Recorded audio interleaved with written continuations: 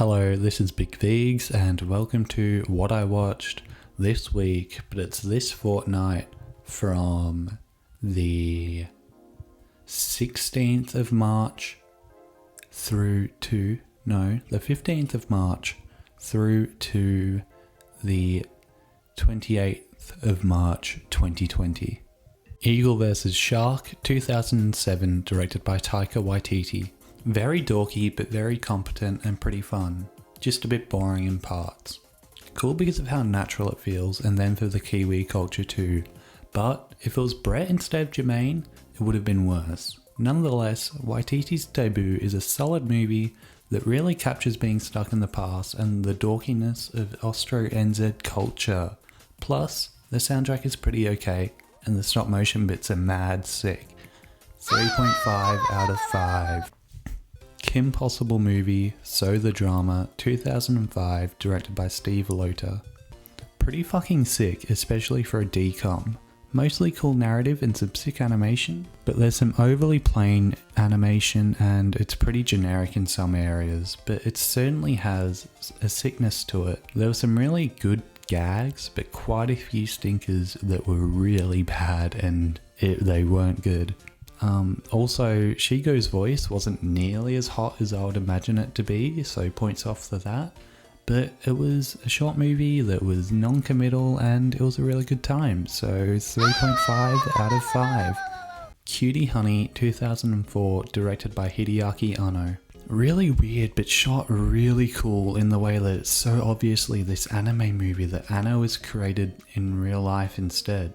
It's got this really weird shot composition that we would normally see in an anime, but it's really just weird and cool to see it in live action. There's a lot of cuts and the editing is out of control, but there is some pretty bad acting additionally. It's really sexual, suggestive and risque for a PG movie, and sometimes it goes full Evangelion, which was mad. And the costuming is really crazy, and it looks like it's faithful to the source material, even though it looks really over the top and almost bad. However, the narrative itself isn't that great, and additionally there are some really bad issues with pacing that would bring down this pretty cool movie. 3 out of 5. Metropolis 2001, directed by Rintaro.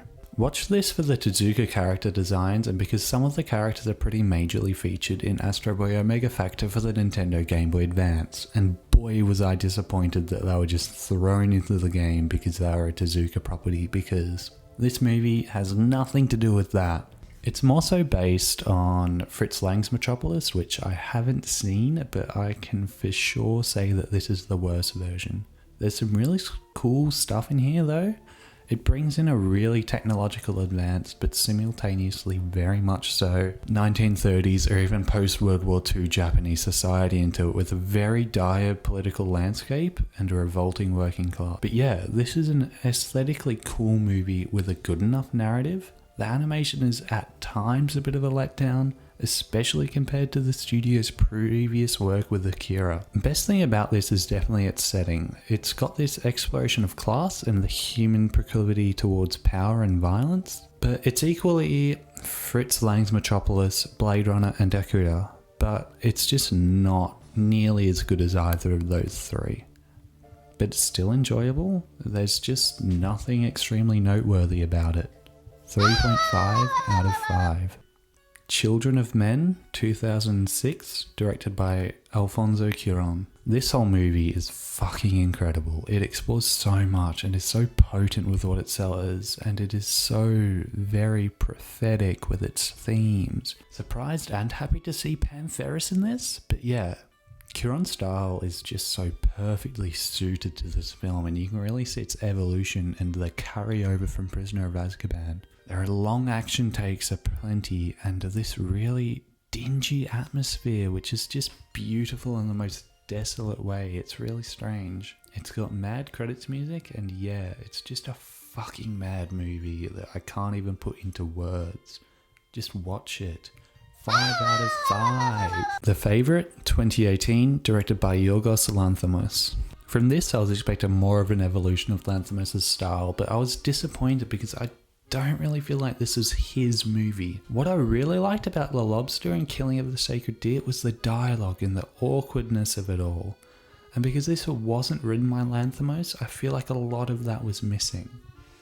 But on the other hand, it's still really good. Performances by the leading three in Coleman, Stone and Weiss are great, and the whole pettiness of their feelings and actions are really well conveyed both acting-wise and narratively. And there is some crazy cool, inventive cinematography in this, with the camera often being put just in a corner, or even a lot of fisheye lenses where there doesn't need to be one. But it seems to work really well. Costuming is crazy important and really cool, and the commitment to the time period and aesthetic is really well managed and it looks great. But ultimately, I feel like it just wasn't captivating in the way that Lanthimos' previous two films were. So I'm highly anticipating my watch of Dogtooth. 4 out of 5. Like Mike, 2002, directed by John Schultz. Surprisingly pretty good. Technically proficient and some crazy good performances marred by an incredibly run-of-the-mill narrative. There's definitely something to be said about the culture of Like Mike, and it's just really cool. And yeah, Crispin Glover steals the show, putting way too much into his performance to the point where he's fucking mad. And yeah, it keeps it at a pretty entertaining level for most of the film, which really surprised me because I was expecting it to be a really bad relic of my childhood, but I'm glad it wasn't. Just don't go into it expecting anything deep or super analyzable at all, because that is so far from what this is. 3.5 out of 5.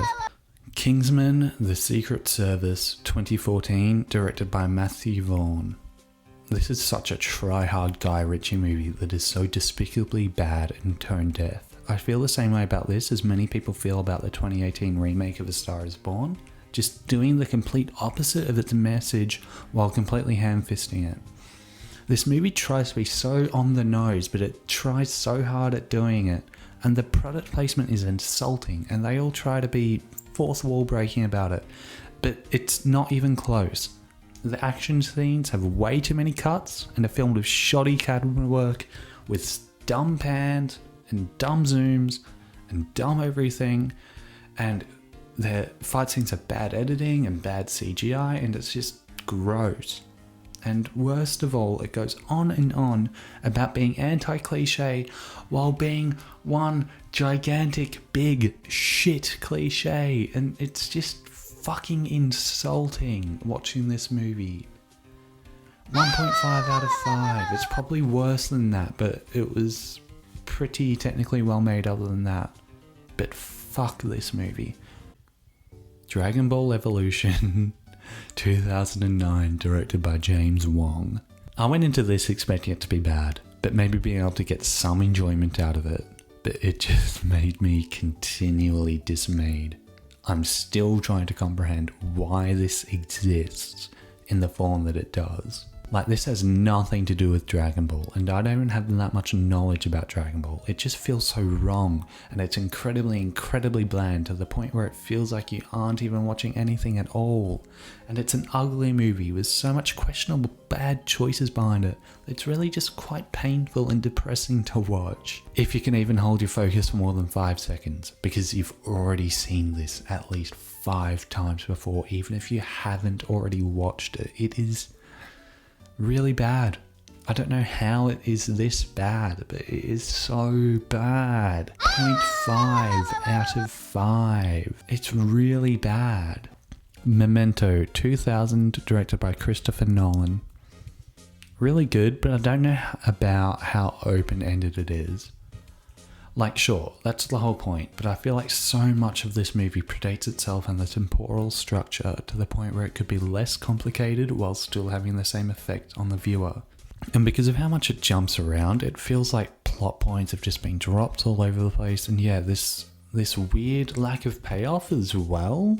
The payoff definitely makes sense narratively. It feels like it's this, whoa, no way, which was experienced about 10 minutes before it was meant to be experienced, and then they try to repeat it again. But in the end, there's just a bit too much around this that harms the viewing experience. But everything else about it is pretty good. Filmmaking standpoint, it's great. 4 out of 5. Cape Fear 1991, directed by Martin Scorsese. The Simpsons episode really just set me up for disappointment. Robert De Niro was sick in this, but everything else by today's standards feels pretty plain. Narrative-wise, it feels like it's too simple for this movie, but it was interesting to see the elements of pedophilia that was pretty glossed over in the Simpsons episode for obvious reasons. But yeah, it felt like I'd seen this before, but in a much more enjoyable format, being in a Simpsons episode. Sorry, Martin, but the Simpsons did it better, and the ending? Yeah, the ending was pretty bad too. 3 out of 5. Adaptation, 2002, directed by Spike Jonze. Pretty surprisingly, I was expecting to be boring. I like how Kaufman describes his films and life throughout the movie. But by placing drama in it, it got way more entertaining. It's a fun little study on cinema, life, adaptation, with it still being really lighthearted.